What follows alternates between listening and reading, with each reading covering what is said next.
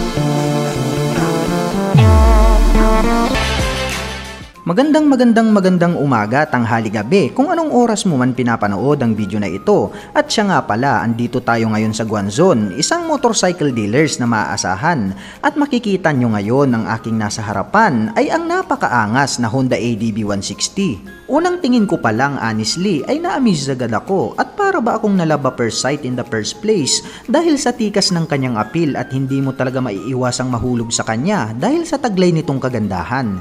Habang nakatayo ako ngayon ay talagang nabibighani ako ng sobra dahil sa malamaskulado nitong play rings at may 3D emblem pa na Honda at ang kanya namang turn signals ay pareho lang naman sa una, ngunit ang mga edges nito ay nagkaroon ng mga kanto at mga linya at habang tinititigan ko magmula dito sa harapan hanggang sa likuran niya, ang masasabi ko lang ay talagang napakaganda. At dito naman sa harapan ay makikita natin ang kanyang gulong na nakasimi dual purpose pattern tires at kung titignan mo naman dito sa side view ay agaw pansin din ang kanyang mapormang wheelie disc at umikot naman tayo dito sa kabila para makita natin ng malinaw from side by side. At ang lawak din ng kanyang footboard at dito ay malaya mong maigagalaw ang iyong mga paa at ang lapad din ng kanyang extension board na kung saan ay pwede mong iunat ang iyong mga hita. At dito naman sa likuran ay kapansin-pansin ang kanyang radiator cover na kapareho lang ng PCX at ang ganda din ng kanyang bagong design na muffler na parang isang machine gun at napaka-unique din ng style ng kanyang heat protection guard. At ang lapad din ng kanyang upuan at mayroon naman itong two-tone color combination pagdating sa kanyang body cover. At ang kagandahan ng ADB 160 ay nakakilis na rin ito at ang pogi din talaga ng kanyang naked handlebar at ang previous color nito ay silver. Ngayon sa version 2 ay meron na itong dark bronze na kulay at ang ganda din ng kanyang stock na side mirrors at mayroon naman itong mga curve edges. At mapunta naman tayo dito sa likuran, ang lapad na ng kanyang taillight compared sa previous model at kapansin-pansin talaga ang napakaganda nitong dual sub-tank shock absorber.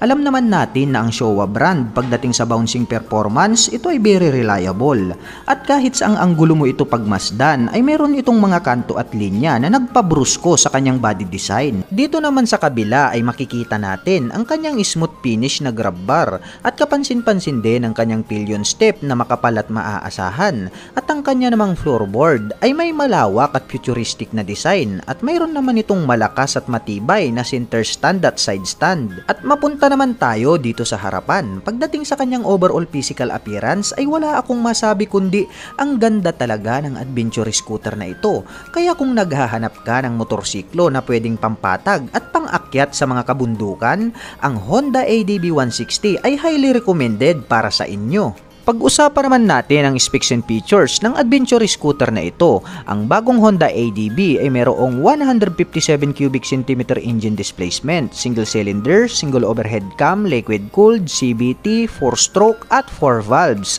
At ito ay equipped with ASP Plus. Sa pamamagitan ng Enhanced Smart Power Plus technology ay pinapalakas nito ang makina kaya nagre-resulta ito ng pambihirang bilis.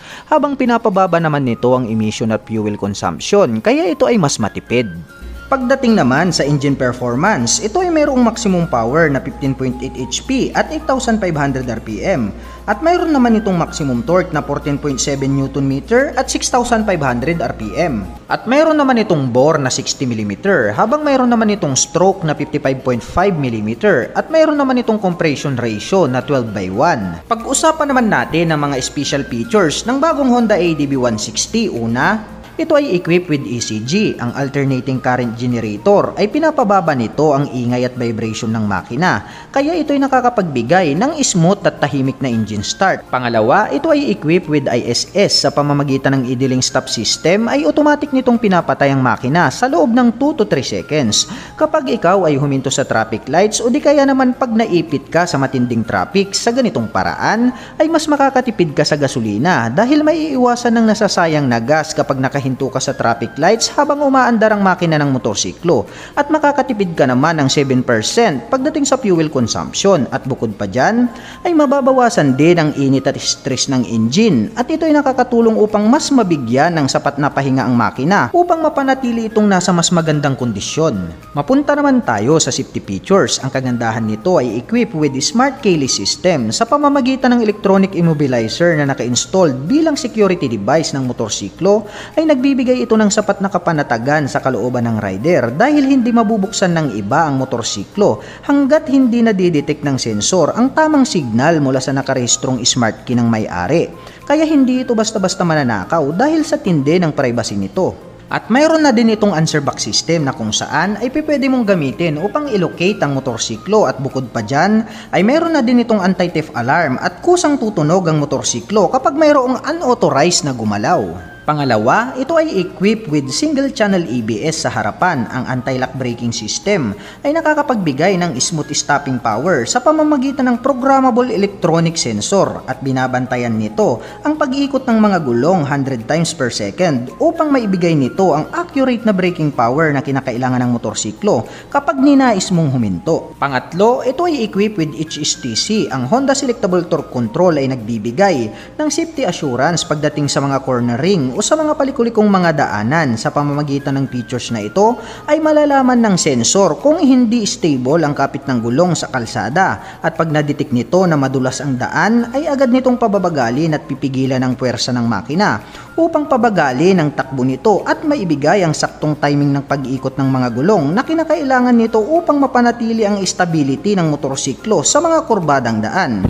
Kaya ito ay bagay na bagay sa mga mahihilig mag long rides dahil very safe ito gamitin at suitable pagdating sa mga bangkingan. At ang pang-apat, ito ay equipped with side stand engine cut-off switch. Sa pamamagitan naman nito ay automatic na mamamatay ang makina kapag naka-engage ang side stand nito, at sa ganitong paraan ay may iiwasang patakbuhin ang motorsiklo ng naka-side stand. Pag-usapan naman natin ang body dimensions. Ang bagong Honda ADB 160 ay may habang 1,950 mm, may lapad na 763 mm, may taas na 1,196 mm, at mayroon naman itong wheelbase na 1,324 mm at may ground clearance na 165 mm, at mayroon naman itong seat height na 780 mm. At ngayon naman ay papasubok nating sakyan sa ating kasamahang kaibigan. Ang taas niya ay 5'4", ngunit makikita nating abot niya ang sahig, kaya kayang-kaya itong imaneobra ng mga kababayan nating hindi masyadong katangkaran. At shout out nga pala sa'yo, kaibigang Haji Motovlogs.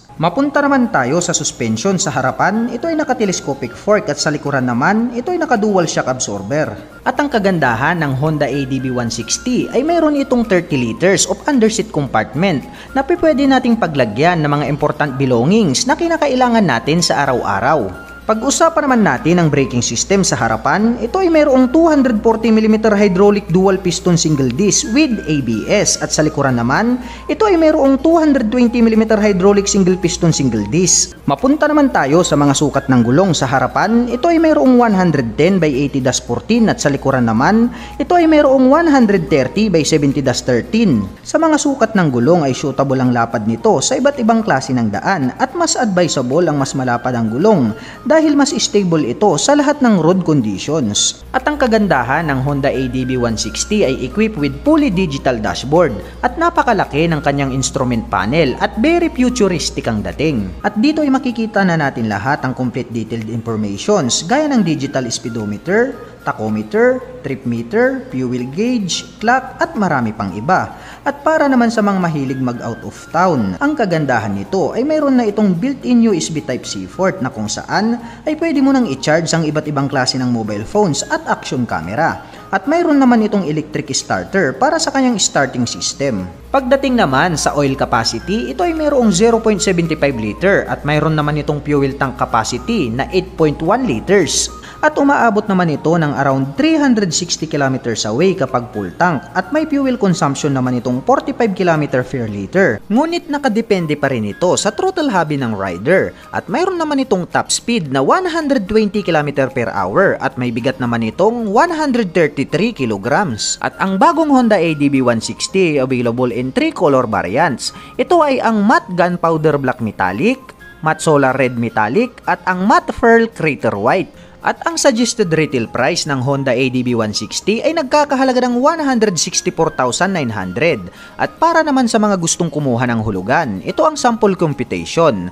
Pwede kang mag-down payment ng 23,000 at mayroon naman itong installment plan na 7,400 sa loob ng 36 months. At take note lang po, ang computation ay hindi pare-pareho, depende sa offer ng iba't ibang dealers. Hanggang dito na lang. Ride safe always and God bless.